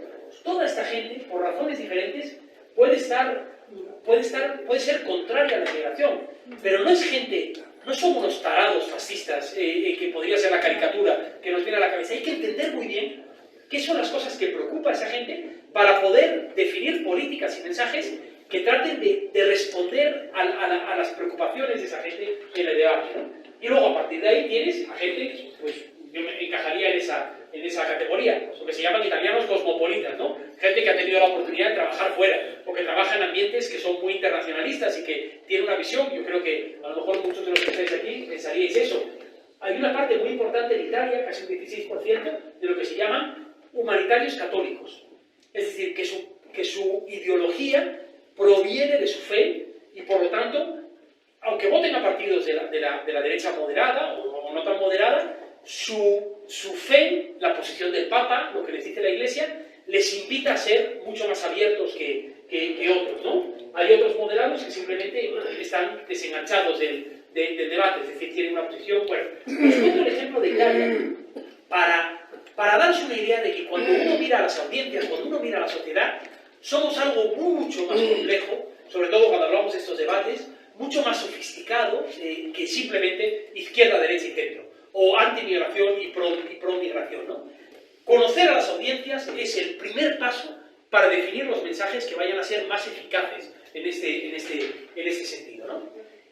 En este momento, nosotros, ¿cómo identificamos a las audiencias? Y esto no se basa en nuestra visión de que nos asomemos a la ventana y miremos alrededor, sino en estudios de gente como Mori Como, que lo ha hecho para países como España. Bueno, la audiencia ahora, en este momento, la sociedad, tiene miedo y tiene tristeza. Es una sociedad triste y amedrentada en ese sentido, porque es una sociedad que vive en medio de estas crisis. Abres el periódico por la mañana y ya no sabes qué te vas a encontrar ahí, ¿no? La guerra en Ucrania, la amenaza nuclear, cosas que habían desaparecido de nuestro imaginario colectivo y que de las que de repente empezamos a hablar ahora, ¿no? Un banco en Estados Unidos que nos retrotrae a todos, un banco que se hunde, el Silicon Valley o el First Bank, que nos retrotrae a todos a Lehman Brothers y a la crisis financiera de 2008. En 2008, cuando cayó Lehman Brothers, nos quedamos tan panchos porque nadie preveía lo que iba a ocurrir después, pero como ya hemos conocido lo que ocurrió en 2008, de repente, ¡pum!, salta un resorte que dice, Dios mío, otra crisis financiera ahora, otra crisis cuando ya sabíamos del COVID, la guerra en Ucrania, la inflación, los precios, vivimos con miedo y con cierta tristeza, ¿no? Esa incertidumbre magnificada por la desinformación, porque vivimos en una sociedad de cuñados. Esta es la realidad. Vivimos en una sociedad de tertulianos, y esto es un problema, yo creo, para España grave, donde un tipo va por la mañana a la radio, se apoya a la barra de la radio y empieza a decir lo que se le ocurre, sin solución de continuidad. Te habla de la crisis de la inflación, de la transición política en Irán y de las energías renovables, no se le mueve una ceja, y todo lo afirma con la misma... Tenemos un problema porque España es un país de tertulianos, ¿no? Y el mundo es un mundo de tertulianos, ¿no? Y esto ya ha ocurrido, y en ese sentido las redes sociales hiperpotencian eso, ¿no? Y además hay una individualidad e individualismo, ¿no? Hay unas subjetividades segmentadas. Este debate de las identidades, que es muy de la generación de mis hijos, es un debate que responde mucho a eso, ¿no? Si no soy capaz de arreglarlo todo, identifico a mi tribu y lo que hago es cerrarme para defender claramente a mi tribu. Y mi tribu pueden ser cosas muy diferentes. Mi tribu puede ser los géneros diluidos, ¿no? La bisexualidad, los trans o directamente el que no existe género, y para muchos jóvenes esa es su batalla generacional en este momento, ¿no? Para otros puede ser la amenaza identitaria. Nosotros, blancos, cristianos, que habíamos vivido siempre de una determinada manera, cuando digo cristianos no me refiero a que seamos cristianos practicantes, pero que teníamos una sociedad que era reconocible y que era predecible en ese sentido. De repente esto ha cambiado. Y el debate identitario de la ley de solo sí, de sí es sí, para mucha gente se ha convertido en una amenaza a lo que ellos son, ¿no? No lo ven como una expansión de los derechos de algunos, de la comunidad trans, por ejemplo, sino que lo ven como una amenaza a lo que ellos son, ¿no? Y ahora mis hijos van a ser obligados a ser trans, ¿no? O esta ley, de repente, se dicen cosas que son... Pero hay que mirarlo desde esa perspectiva, ¿no? Y esta sensación de impotencia. No puedo. Se me cae el mundo encima. No puedo resolver esos... no sé si compartís esa sensación, pero levantarse por la mañana y abrir las redes y abrir los periódicos te provoca una sensación de que el mundo se me viene encima y no puedo controlarlo. Se me abren, tengo fuegos que me rodean, ¿no?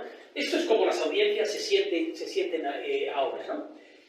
Nosotros queremos cambiar ese sentimiento colectivo de tristeza y miedo y de incertidumbre, queremos transformarlo en un enfoque colectivo de superación.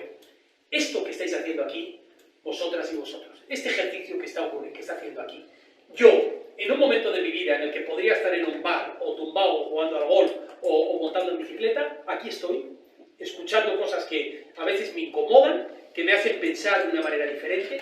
Ese ejercicio colectivo, yo lo denomino a veces de ponerse a tiro, ¿no? Que parece que era algo que hacíamos cuando teníamos 18 años, pero que se puede hacer a lo largo de toda la vida, y hacemos ese ejercicio, esa capacidad de actuar de manera colectiva, esto que tú me estabas comentando antes, de generar una idea para resolver, por ejemplo, el problema de los sin techo, y de pensar claro, es decir, ese ejercicio, hacerlo vosotros y vosotras a vuestra edad, tiene un valor muchísimo mayor que mi hijo a los 18 años, porque tenéis una experiencia de vida y un capital acumulado que es mucho mayor, todo es necesario. Los jóvenes se tienen que mover, los mayores, los del medio, todo el mundo se tiene que mover, ¿no? eso le doy tanto valor, le concedo tanta importancia a este ejercicio que estamos aquí, ¿no? Nosotros hablamos de narrativas sustitutivas porque yo no quiero reaccionar a la narrativa del obvio y ponerme a discutir con un terraplanista y tratar de explicarle por qué hay. Quiero diseñar una narrativa diferente que reemplace a la suya. Nosotros hablamos de las narrativas del amor, que en cierto modo tratan de capturar una lógica, una tradición que es en parte cristiana, es en parte religiosa, cristiana o musulmana, del amor al otro, de la empatía, es en parte una narrativa de la izquierda, de la solidaridad, es en parte una narrativa del contrato social, colectivo. Tenemos un sistema de pensiones porque como sociedad hemos decidido contribuir todos para evitar que lo que era real, lo que era cierto hasta casi bien entrado el siglo pasado, y es que la pobreza estaba ligada a la vejez, era posible, es decir, cumplir muchos años significaba para mucha gente morir pobre. Eso como sociedad hemos llegado a un contrato para evitarlo, y hemos creado un sistema de pensiones que constituye la manera de aliviar eso, ¿no?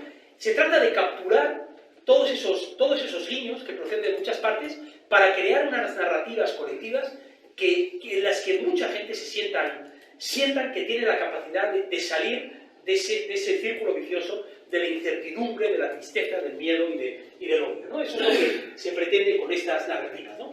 ¿Cómo hacemos esto? Nosotros utilizamos 3 reglas básicas y 4 herramientas básicas, ¿no? Y que esto seguro que hay muchas maneras y seguro no os estoy descubriendo nada que de una manera u otra no hayáis visto o no hayáis practicado vosotros mismos, ¿no?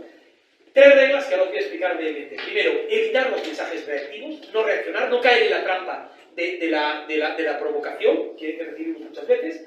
Evitar la lógica del nosotros versus ellos, que como os he dicho, no es una lógica solo del que considera al inmigrante una amenaza, sino también del que le considera una víctima a la que hay que rescatar, diferente de nosotros. Y algo que a mucha gente le resulta contraintuitivo. Los datos son muy importantes, pero tienen las patas muy cortas. Esta es la era de los sentimientos, el debate social de los sentimientos, y hay que ser tan buenos como la ultraderecha en ese sentido. Ellos tocan los sentimientos del miedo y de la seguridad, nosotros tenemos que tocar los sentimientos, la sensación de trabajar juntos y del amor y de la empatía, ¿no? Y 4 herramientas que son la narrativa sustitutiva, el enfoque local, la percepción subconsciente y eso que llamamos el efecto Coca-Cola, que no es otra cosa que utilizar el marketing, ¿no? Dejadme explicaroslo de manera breve, ¿no? Los mensajes reactivos, ¿qué significa? Este es el libro famoso de George Lakoff de No pienses en buen elefante, ¿no? ¿Dónde es muy buena la ultraderecha? ¿Dónde es muy bueno Vox? Poniéndote un cartel en el metro de Madrid diciendo tu abuela 1.000 euros de pensión, un Mena 4.000 euros al mes en la... Y entonces tienes a todos los medios de comunicación, a todos los tertulianos y todo eso, hablando del cartel de Vox. Y el marco narrativo lo establecen ellos. Por eso digo lo de hablar con terraplanistas. La Tierra es plana. No, hombre, no, pero mire usted, es que la... No. Y entonces, la discusión es... El marco narrativo, el punto de partida lo establecen ellos con la Tierra es plana y todos tenemos que discutir por qué la Tierra no es plana, ¿no? Reaccionar al marco que establecen ellos, sobre todo cuando es un marco de odio y es un marco mentiroso, es alimentar ese marco, ¿no? La repetición es la madre del aprendizaje, porque cuando repetimos un marco erróneo, lo que estamos haciendo es magnificándolo. Cuando en Twitter cogemos el tweet de un tarao que dice los menas son unos asesinos o la mayor parte de los crímenes los cometen los menas y lo retuiteamos y decimos, qué vergüenza, ¿cómo dice esto? Lo que estamos haciendo es darle más likes y alimentar un algoritmo que lo que hace es fomentar esto. Antes, cuando vuestra compañera se refería a Cambridge Analytics, ¿qué es lo que hace muy bien Cambridge Analytics y estas organizaciones? ¿Qué es lo que hicieron muy bien? Lo que hicieron fue entender cómo funciona la máquina, diseñar una máquina que repite lo que tiene más éxito. Y lo que tiene más éxito es, a veces, lo más despreciable, ¿no? Entonces, ¿dónde tuvo éxito en la campaña del Brexit? Poniendo un autobús que decía el sistema de salud, es decir, salir de la Unión Europea es salvar el sistema de salud británico.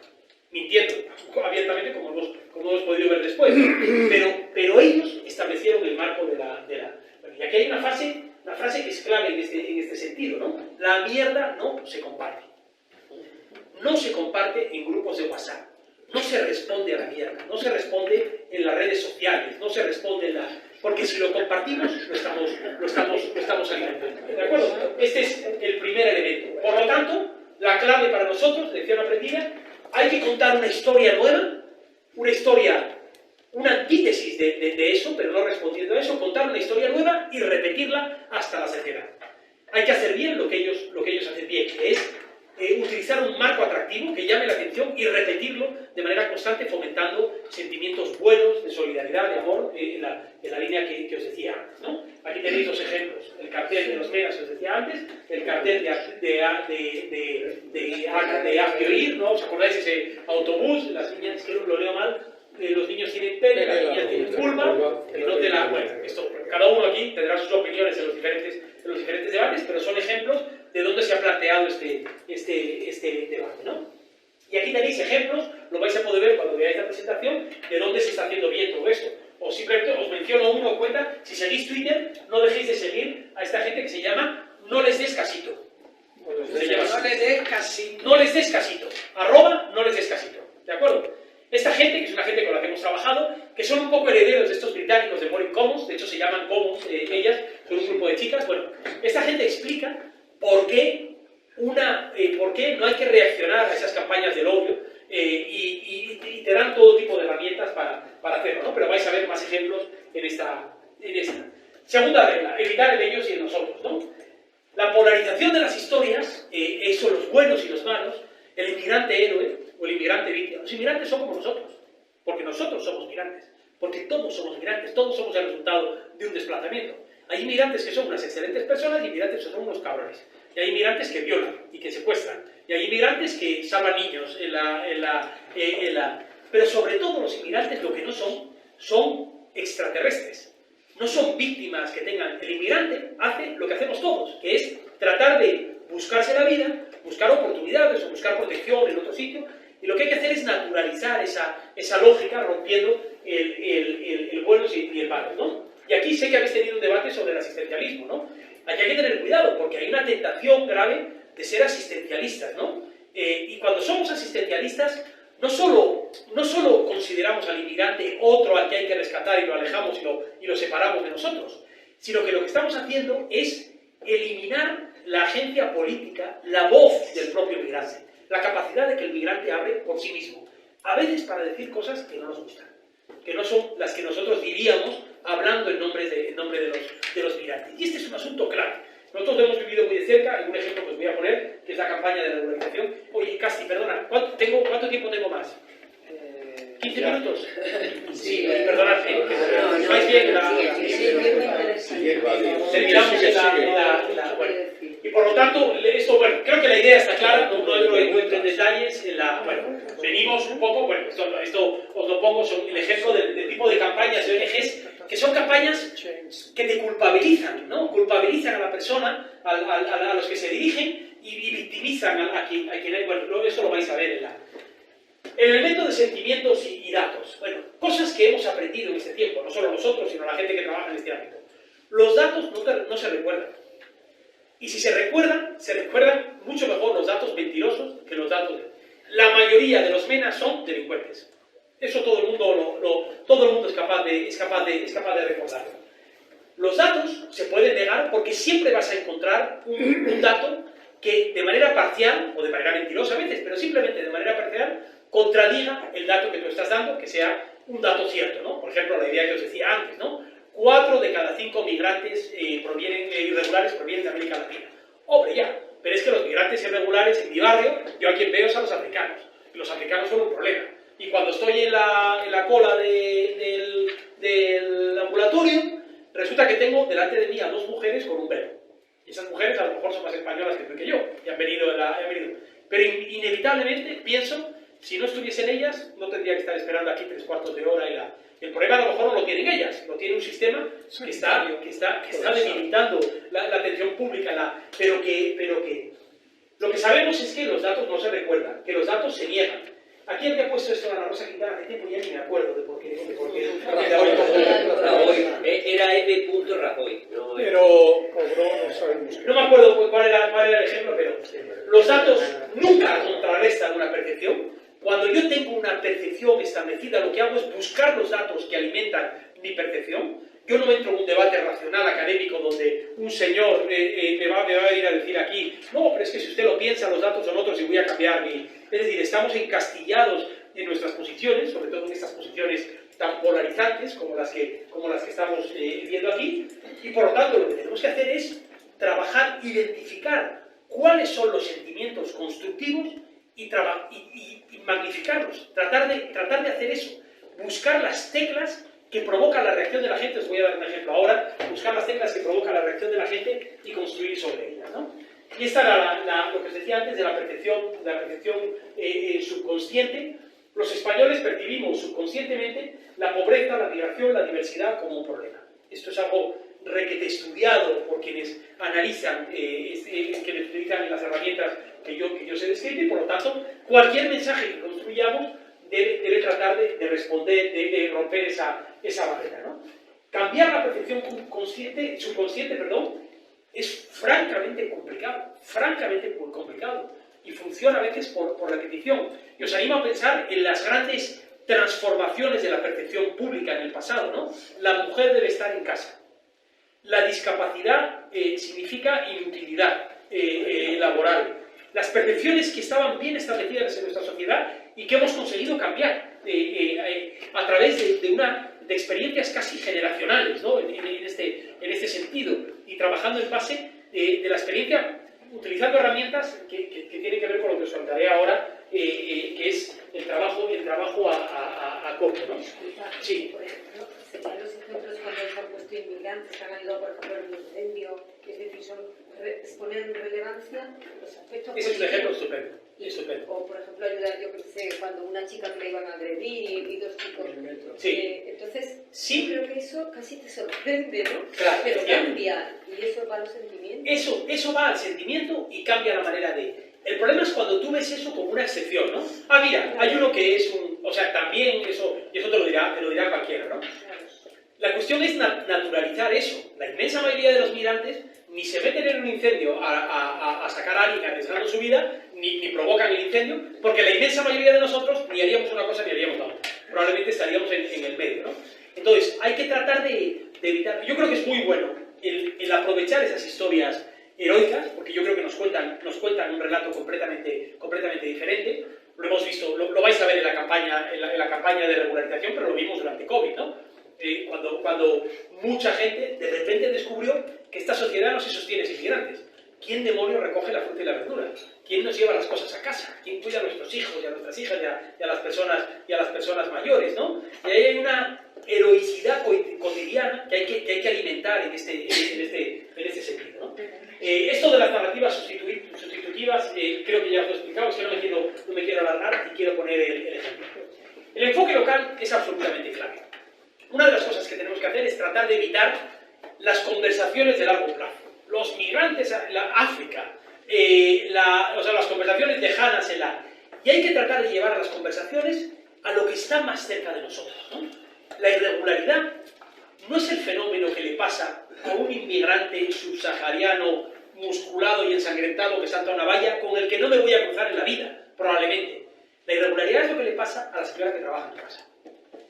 Y en la que pones todo lo que es más importante en tu vida, tu hogar, tus hijos, tus padres, lo dejas en manos de una persona y al mismo tiempo aceptas con naturalidad que esa persona viva una ciudadanía de tercera clase, ¿no?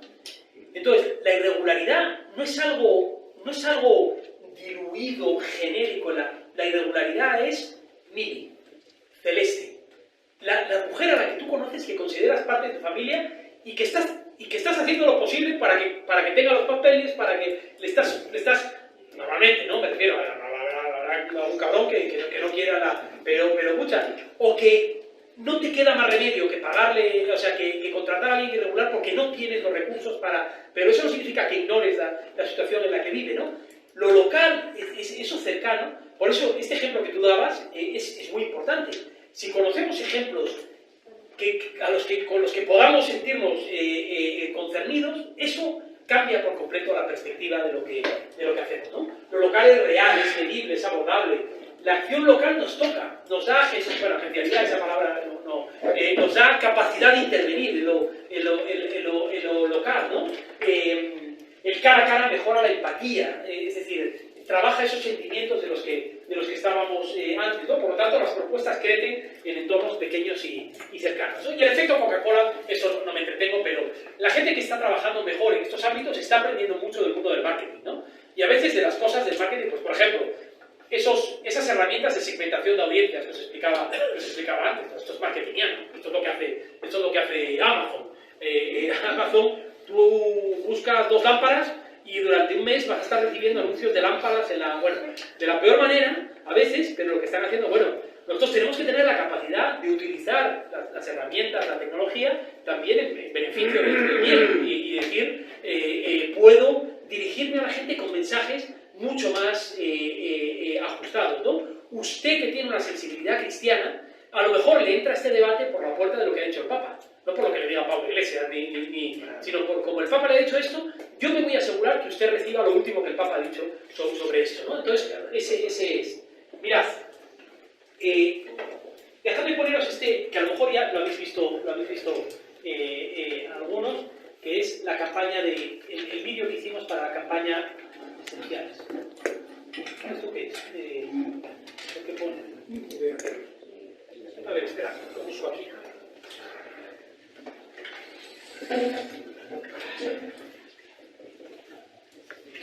Aquí está. Bueno.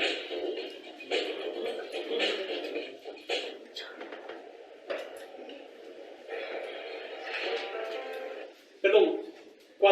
Cuando veáis esto, fijaos en los códigos que os he contado ahora, ¿no? En los elementos, tratad de identificarlos en esta campaña que hizo la gente de Commons, por cierto, estos de los que os hablaba antes. La campaña Esenciales, estoy seguro que la mayor parte de vosotros habéis firmado por la campaña de regularización de migrantes, o la habéis visto las firmas por ahí. Han estado involucradas más de 900 organizaciones en España, desde la conferencia episcopal hasta, yo no sabía que existía, pero el Soviet de Getafe, hay un Soviet en Getafe, es decir, un espectro amplísimo de organizaciones militantes, con una particularidad fundamental que ahora os contaré, que cambia por completo los términos del debate, ¿no? Pero fijaos cuál era el mensaje que se trasladaba en la...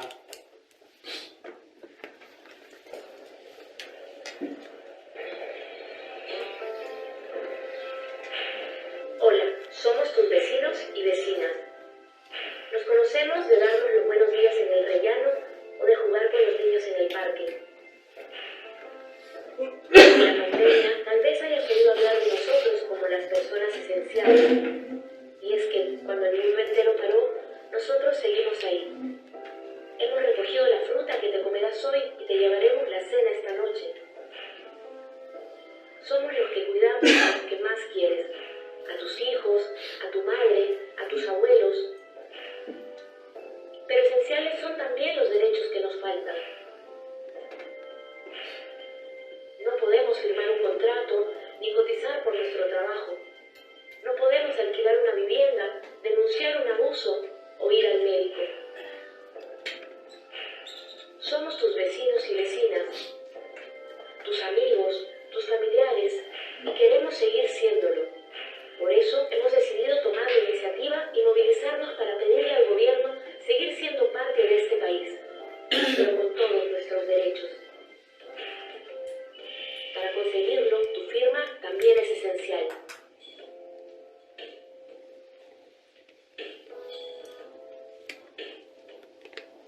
¿Habéis visto este vídeo? Esta campaña. Bueno, es una... Entonces, ¿qué habéis identificado aquí en la... Bueno, ya estamos terminando, entonces os pongo... ¿Pero qué habéis identificado aquí en este vídeo de lo que habíamos hablado? Cercanía. Primera, ¿no? Somos tus vecinos y vecinas.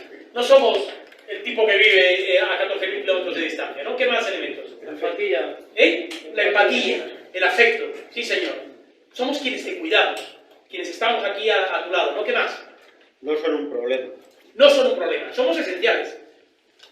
Recogemos tu fruta y tu verdura. Si yo desaparezco un día, si pensáis en una sociedad sin inmigrantes, esto se hunde, ¿no? Este es ¿Qué más? Carecen de derechos esenciales. Exacto. Es Precisamente por todo esto que os estamos contando, coño, soy un ser humano que vive contigo, que vive en tu sociedad y que no puedo, si mi marido me pega una paliza, no puedo ir a la policía, puedo en teoría, pero me aterra ir a la policía a que me identifiquen y me deporten, ¿no? Puedo ir al ambulatorio, pero me aterra el que me identifiquen y me deporten. Mi hija, estos son casos reales todos que hemos investigado nosotros, vive en Huesca, sale a una excursión con sus compañeros y sus compañeros cruzan la frontera francesa, la inexistente frontera francesa, y yo no voy porque me aterra que haya un control de la policía y me identifiquen y hago un curso y me cuesta Dios y ayuda que me reconozcan la titulación. Y esa es la vida de más de medio millón de personas en nuestro país que viven sin papeles, de los cuales cerca de 125.000 son niños y niñas, algunos niños muy pequeñinos. Y hay una vinculación directa, estudiada, nosotros os puedo dar los informes, si entráis en por causa lo tenéis ahí, en donde identificamos la vinculación entre irregularidad y pobreza, por ejemplo, ¿no? El estar irregular multiplica las posibilidades de vivir en la pobreza. Entonces, vais a ver otros ejemplos, no tenemos más tiempo, en las diapos, me quedaban 3 o 4 diapositivas, con ejemplos, ¿no? De campañas y de cosas que... Pero para mí esenciales ilustra a la perfección cómo trasladar este mensaje a la población, ¿no? No, si os fijáis, en ningún momento decimos estos de Vox, fíjate que canallas el cartel que han puesto en el metro. No, nos importa un bledo lo que diga Vox, lo que pongan en la... Nosotros hablamos a la gente que quiere escuchar nuestro mensaje y tenemos la certeza de que es la mayoría de la gente, porque la mayoría de la gente es buena. Esa es mi convicción absoluta. La mayoría de la gente es buena. La mayoría de la gente no son canallas que quieren hundir. Es más, creo que la mayoría de los votantes de Vox en la práctica, si les pones ante una persona, no compartirían eso. Yo distingo completamente los líderes de determinados partidos y sus votantes, ¿no? La gente tiene miedo y tiene incertidumbre, y es lógico que tenga miedo. Y a mí, francamente, me encabrona ir por Madrid entre banderas que son más grandes que el piso medio de protección oficial pero lo veo como una reacción de la gente a la necesidad de decir: necesitamos alguna seguridad, demonio. En este mundo que se nos cae a pedazos, necesitamos alguna inseguridad. Y a lo mejor las banderas son una seguridad para... Bueno, demos de la vuelta a eso. Hablemos del patriotismo de los afectos y del patriotismo de la... Oye, qué orgullo ser español y ser un país que regulariza a medio millón de personas y que somos... Ese es el tipo de sentimientos que queremos construir. Bueno, termino aquí porque si entráis en Por Causa vais a ver muchas más cosas, vais a ver el trabajo de otras organizaciones. Espero haberos trasladado en el día de hoy la idea de que vivimos en un contexto un poco más complicado desde lo que era, menos predecible, pero al mismo tiempo podemos utilizar las herramientas de ese nuevo contexto para plantear las cosas de manera diferente, ¿no? La cooperación, la buena cooperación, también es adaptarse a ese contexto. Y esto, francamente, no tiene que ver con la edad de las personas. Hay muchas de las nuevas tecnologías y de que a lo mejor cuando uno ya tiene más edad, cuando tienen edad, ya nos parece que son un poco a las edades de los que estamos aquí, esto nos parece un poco más complicado de hacer. Lo que es fundamental, eso no tiene edad ni tiene tiempo. Los buenos sentimientos, la empatía, la solidaridad, la percepción del otro como un igual, eso no tiene edad ni tiene... Esto lo aprende cualquiera porque lo vive cualquiera. Estoy seguro que todos vosotros y todas vosotras lo vivís. Lo importante es trasladar eso a nuestro contexto. A la conversación en un café, al grupo de WhatsApp, a las redes sociales si las tenéis, a vuestras parroquias, sindicatos, partidos, vengáis de donde vengáis, hay que llevar ese... Y esto es un poco flower power y hippie, pero yo creo que es muy bueno que recuperemos esos sentimientos. Y bueno, en fin, ha sido un placer. Lamento mucho no haber tenido más tiempo.